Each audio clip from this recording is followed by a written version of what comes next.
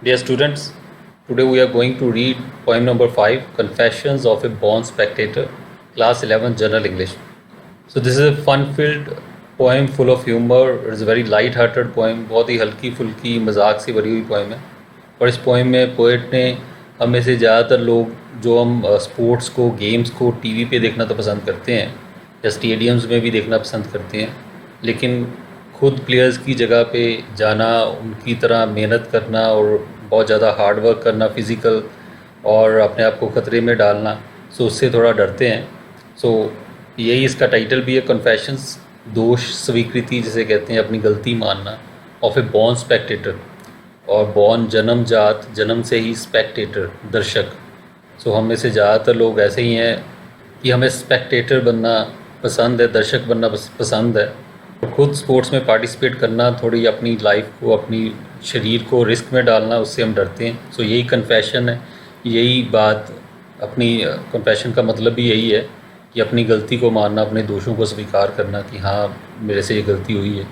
तो ये टाइटल इसका यही है, confessions of a born Spectator. एक दर्शक की दोष स्वीकृति, एक दर्शक का अपनी गलती मानना कि हाँ भी मैं तो आप जैसे काम नहीं कर सकता, प्लेयर्स को कहना भी कि आपका काम आप ही को ठीक शोभा देता है, तो मेरे लिए तो मुश्किल है ये। So let's see what the poem is.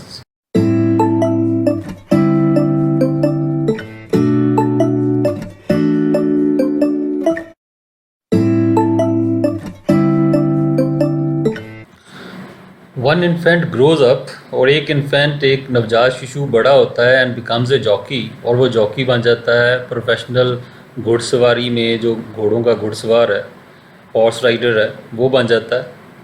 Another pledge basketball और हॉकी, और जो दूसरा है वो बास्केटबॉल खेलता है या हॉकी खेलता है, कोई और गेम खेलता है। This is one the prize ring hates to enter, और ये जो व्यक्ति है वो अपनी बात कर रहा है कि मैं prize ring hates to enter. Prize ring मतलब बॉक्सिंग रिंग। सो बॉक्सिंग वाला जो रिंग होता है, जो घेरा होता है, सो मैं बॉक्सिंग के रिंग में एंटर करने को हेट करता हूँ, नफरत करता हूँ, मैं नहीं वहाँ जाना चाहता। That one becomes a tackle और सेंटर, और वो जो व्यक्ति है वो टैकल या सेंटर बन जाता है। सो ये फुटबॉल और हॉकी की टर्म्स हैं कि वो टैकल या सेंटर अलग अलग पोजीशंस हैं गेम की, तो वो भी इन स्पोर्ट्स में हिस्सा लेता है, कोई प्लेयर बन जाता है। I am just as glad can be, और मैं उतना ही ग्लैड हूँ, उतना ही खुश हूँ जितना खुश हुआ जा सकता है। That I am not them, that they are not me, कि मैं वो नहीं हूँ और वे मैं नहीं हूँ, कि मैं उनकी जगह पे नहीं हूँ, वो मेरी जगह पे नहीं हूँ। तो पोएट कंपेयर कर रहा है अपने आप को प्लेयर्स के साथ। वो कहता कोई तो जो है बड़ा होकर जॉकी बन जाता है, घुड़सवार बन जाता है, कोई बास्केटबॉल खेलता है, कोई हॉकी खेलता है, तो लेकिन मैं तो बॉक्सिंग रिंग में जाने से डरता हूँ, मतलब मैं किसी गेम में हिस्सा नहीं लेना चाहता। कोई टैकल पोजीशन पे, कोई सेंटर पोजीशन पे, अलग अलग फुटबॉल की पोजीशंस पे भी कोई खेलते हैं प्लेयर्स, और लेकिन मैं खुश हूँ कि मैं यहाँ पे हूँ, वो वहाँ पे हैं, मैं उनकी जगह पे नहीं हूँ, वो मेरी जगह पे नहीं है। सो मैं दर्शक की जगह पे हूँ, वो स्टेडियम में खेल रहे हैं। With all my heart do I admire, और मैं अपने पूरे हार्ट से, दिल से एडमायर करता हूँ, सराहना करता हूँ, तारीफ़ करता हूँ। Athletes who sweat for fun और हायर, उन एथलीट्स की जो स्वेट करते हैं, पसीना बहाते हैं, फ़न के लिए, मज़े के लिए, आनंद के लिए, या हायर के लिए, पैसों के लिए, प्रोफेशनली खेलते हैं। सो कई जो है प्लेयर्स वो सिर्फ एंजॉय करने के लिए खेलते हैं, कई प्रोफेशनली खेलते हैं, पैसों के लिए खेलते हैं, जैसे आईपीएल में हम देखते हैं। Who take the field in gaudy pomp, और ऐसे लोग जो फील्ड, मैदान में जाते हैं गॉडी, तड़क भड़क वाले शानो शौकत के साथ। And maim each other as a romp, और मेम कर देते हैं, एक दूसरे को चोट पहुंचाते हैं, कुछ ना कुछ हाथ या टांग तोड़ देते हैं एज ए रॉम्प। जब वो रॉम्प करते हैं, उछलते कूदते हैं, तो एक दूसरे को चोट पहुंचा देते हैं।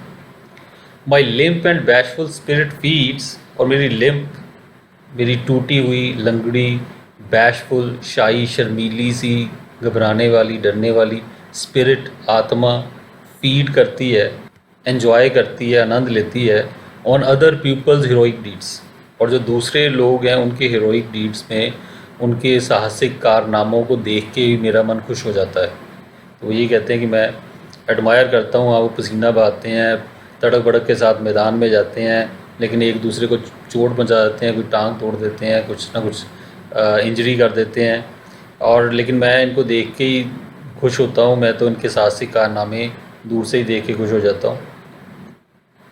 Now A runs 90 yards to score, और मान लो ये व्यक्ति जो है पहला वो 90 यार्ड्स 90 गज दौड़ के जाता है स्कोर करने के लिए, फुटबॉल या हॉकी में जैसे जाते हैं। B knocks the champion to the floor, और जो बी है वो चैम्पियन को धराशायी कर देता है, ज़मीन पे पटक देता है, जैसे रेसलिंग में या बॉक्सिंग में, इस तरह की स्पोर्ट्स में होता है।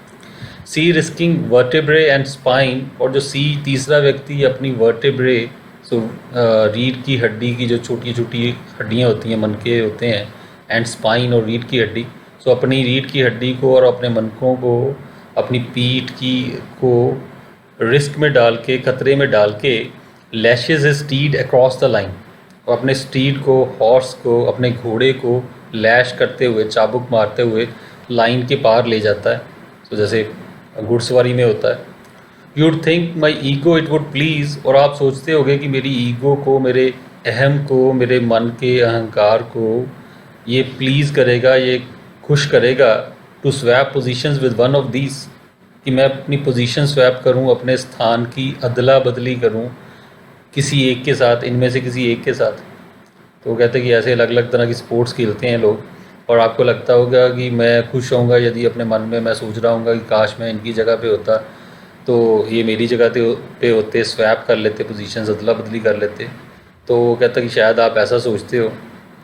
Well ego might be pleased enough, उनका वेल हो सकता है कि जो ईगो है, जो अहम है, मन का अहंकार है, सो हो सकता है वो काफ़ी प्लीज्ड हो, काफ़ी खुश हो, मेरा मन इस बात पे गर्व करे, घमंड करे। But jealous athletes play so rough, लेकिन ये जो जेलस एथलीट्स हैं वो इतना रफ खेलते हैं। सो जेलस उत्साही एथलीट्स, उत्साह से भरे हुए जो प्लेयर्स हैं, ये इतना रफ, इतना कठोर ढंग से खेलते हैं, असभ्य ढंग से खेलते हैं। और जेलस और jealous, these are two different words, तो यहाँ पे कंफ्यूज ना हो। जेलस मतलब जलन करने वाला, और जेलस जो है उत्साह से भरा हुआ।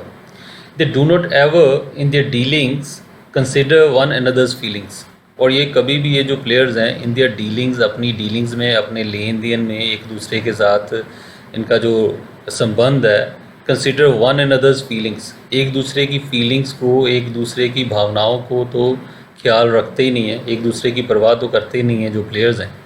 I am glad that when my struggle begins, और मैं खुश हूँ कि जब मेरी स्ट्रगल शुरू होती है, मेरा संघर्ष शुरू होता है, twixt prudence and ego, so twixt means in between, बीच में, प्रूडेंस और ईगो के, प्रूडेंस मतलब सावधानी, और ईगो अहम, अहंकार मन का। सो मेरे मन के अहम में और प्रूडेंस में, सावधानी में जब तकरार होती है, संघर्ष होता है, प्रूडेंस विंस, तो प्रूडेंस ही जीतती है, सावधानी ही जीतती है। सो ईगो क्या कहती है कि आप जाओ खेलो, अपना नाम शोहरत हासिल करो। प्रूडेंस कहती है नहीं भी, आप जाओगे खेलने तो वहाँ पे टांग ना टूट जाए, बाजू ना टूट जाए, कुछ नुकसान ना हो जाए। तो प्रूडेंस जो सावधानी ये कहती है। और कहता है जब भी प्रूडेंस और ईगो में संघर्ष होता है कि एक तरफ मन कह रहा हो कि नहीं कोई बात नहीं, तुम जाओ अपना नाम कमाओ, खेलो, और दूसरी तरफ प्रूडेंस रोक रही है, तो प्रूडेंस ही जीती है, मतलब सावधानी जीतती है। तो सावधानी मुझे रोक ही लेती है, खेलने जाने से, प्लेयर बनने से मुझे रोकती है, मुझे स्पेक्टेटर बना के रखती है, दर्शक बना के रखती है। When swollen eye meets gnarled fist, और जब swollen eye, सूजी हुई आँख, gnarled fist, मुड़े हुए मुक्के को मिलती है, सो यहाँ पे जी साइलेंट है, मेक श्योर। सो जब मुड़ा हुआ मुक्का सूजी हुई आँख के साथ टच होता है, मतलब आँख को सुझा देता है। When snaps the knee, जब घुटना टूट जाता है। एंड क्रैक्स द रिस्ट, और रिस्ट क्रैक हो जाती है, कलाई टूट जाती है। व्हेन काम ऑफिशियल डम डिमांड्स, और जब काम, शांत, ऑफिशियल डम, और मतलब जो रेफरी हैं, अंपायर हैं, सो जब रेफरी जो है वो डिमांड करता है, मांग करता है, is there a doctor in the stands, क्या कोई डॉक्टर है स्टैंड्स में। सो वो कहता है, बुलाता है कि वहाँ पे स्टैंड्स में, दर्शकों में कोई डॉक्टर है कि प्लेयर की कुछ टूट गया है, इसकी रिस्ट टूट गई है या नी टूट गई है, इसको चोट लग गई है, तो कोई डॉक्टर है तो आओ जल्दी से। जब वैसा बुलाता है referee. My soul in true thanksgiving speaks, और तब मेरी जो सोल है, आत्मा है, सच्ची थैंक्स गिविंग करते हुए, शुक्रिया अदा करते हुए बोलती है मेरी आत्मा, मेरा मन। For this most modest physics, और जो मेरी बिल्कुल मॉडेस्ट, बड़ी हम्बल, बड़ा वीक कमज़ोर सी जो मेरी फ़िज़ीक है, मेरा शारीरिक जो ढांचा है, सो वो उसके लिए, अपने शारीरिक ढांचे के लिए शुक्रिया करती हुई मेरी आत्मा बोलती है, athletes I drink to you. So hey athletes, hey players, hey खिलाड़ियों, I drink to you. So मैं आपके लिए पीऊँगा, आपके साथ पीने को तैयार हूँ, और ईट विद यू, आपके साथ खाने को तैयार हूँ, और anything accept compete with you, और कुछ भी करने को तैयार हूँ सिवाय कम्पीट करने के, सिवाय आपके साथ मुकाबला करने के। Buy tickets worth your weight in radium, और मैं टिकट्स खरीदने के लिए तैयार हूँ उनके रेडियम के भार के बराबर, सो एक प्रीशियस मेटल के भार के बराबर कीमती, बेशकीमती मैं टिकटें खरीदने के लिए भी तैयार हूँ, पैसे खर्चने के लिए तैयार हूँ टिकट के लिए काफ़ी ज़्यादा। To watch you gamble in a stadium, कि तुम्हें मैं गैम्बल करता देखूँ, उछल कूद करता देखूँ स्टेडियम में।